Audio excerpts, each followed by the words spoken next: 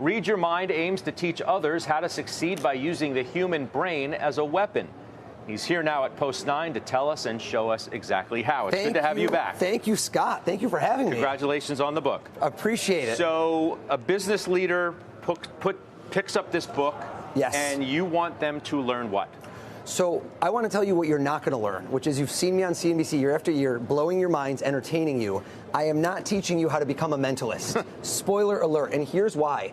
That is not useful to almost anyone on the planet, minus 99.99% of people who don't become mentalists.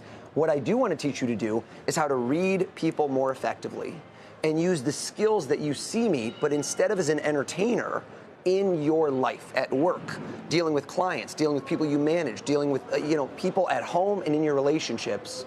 Because quite frankly, no one achieves success in a vacuum. It's your relationships with others. You say you can help people shape outcomes. Yes. What does that mean? So that's what I do for a living, right? I create memorable moments, and what I do is I discern what is the person watching thinking, but not to freak them out, not to entertain them, but to create deeper connections. Think about it. Why am I on this network right now? Have you ever seen another magician or mentalist?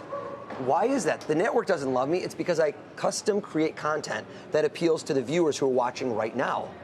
Well, what I love, one of the things you talk about most importantly in the book is being able to recognize what you're not good at. Absolutely. We all identify things we think we're good at. Yep. It's hard to identify the things we're not and to fix it. Yes. How do you do that? So I think you have to figure out what your weaknesses are. And I think one of the biggest parts, and the book is called Proven Habits for Success. What is success? Define your success. So many of us, if I could go back 5 years ago, 10 years ago, and see what steps got me to where I am today, they were all based on quantifiable goals, defining what those goals were, and every time working towards them. And for so many people, we say, oh, well, I want to have this much money when I'm 30, or I want to be in this position when I'm 40. Great, that's way too pie in the sky. What's step 1, step 2, step 3, and start mapping out how you're going to do it. Okay. We're not going to let you leave without mentalizing us. Of course. So what's going on? What are you going to do? Well, I've got some tricks up my sleeve, but I want to tell you a couple more things about this, which is honestly one of the biggest ones. And if you look at this, if you know David Goggins, are you familiar with that name? Mm-mm. Incredible Navy SEAL. Learn to master the most powerful weapon in your mind. I think that the way people think and knowing how they think allows me to know what they think. Now, let's give a great example. How do I give you, the viewer, a return on your investment if you buy my book? Not just on your money, but on your time, right? I want you to have actionable takeaways that you're going to be doing in 10 minutes and still in 10 years. Nothing is left to chance. Somebody watching CNBC wants a good return.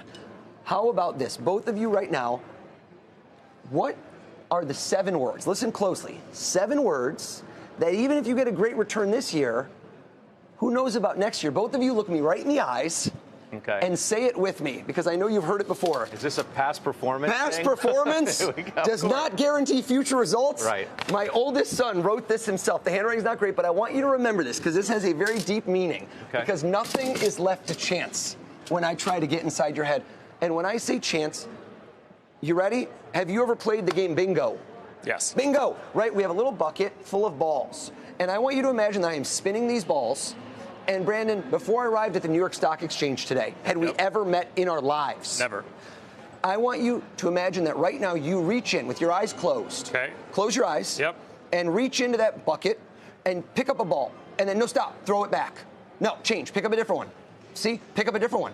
Right? As many times as you want to change, doesn't matter to me. And then I want you to grab it and I want you to hold that ball in your hands and look at it right now. Right? B-I-N-G-O. And there's numbers on them, 2 digits. He is going to swear up and down, I did not seem to influence you in any way, right? Was this your own random choice? Yes, it was. Utterly. Don't look. Close your eyes, please.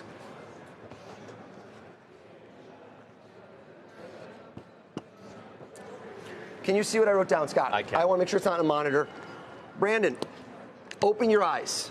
Look at that ball. Lucky, lucky, lucky. You feel like you might have just hit bingo. Tell us, what was the letter on that ball? The letter was I. What number? 72. I-72. I don't know. I lose the ability after a while to be so crazily wowed because everything you do has that effect on people. Viewers, watch it back again and see if he thought of it or I planted the thought. But here's what I want to do. Scott, how many, I snap my fingers, name a sector, go. Tech. Tech. There's 11 different sectors. He gave you tech to work with. Mm-hmm. How many tech stocks do you think you report on in a given day? 20. 20. And in a given month? At least 100. The same 20. The same 20. The same 20. So imagine. That's kind of the market we're in. That's kind of the market we're in, everybody. Thank goodness my ETFs are still doing strong. Picture this. I want you to picture that you have a ticker. Not on here where I could see. The ticker's in your mind. You got a couple stocks, and you're going back and forth, back and forth. And until the moment that I snap my fingers, you do not, swear to your viewer, you are not going to pick one stock until I snap my fingers. You do not know what you're about to say on live TV. Is that correct? Right. Close your eyes. Now is when you made the decision on one stock. Open your eyes. You told him the sector. He just picked a stock live on air. Yep. Think of the first letter. Keep going until you get to the last letter of the stock in your head. Yep. You did this. You opened your mouth. You inflected your tongue. You did just enough for me to see. And look, it sounds like this. L. The last letter. It's not an L, is it?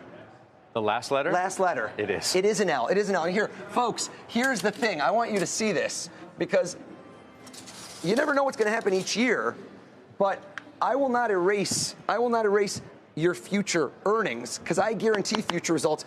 You were thinking of Intel, weren't you? No. No? No. Hold on. I want you to see. It sounded like an L. It sounds like an L. Oracle was the stock you were thinking of. Is that right? It was. And folks, am I right in saying, because look, when this starts to disappear, it looks like everything is gone. Every single one, if you hold that for me, every single one is gone, save for Oracle. And can I be honest? I said Intel. Was that the stock you were debating? You were just about to say Intel instead? It was the other stock I was thinking It was the other stock he was thinking of. And if you know what, if that's what you want, then we will get rid of that as well. And we have Oracle and Intel.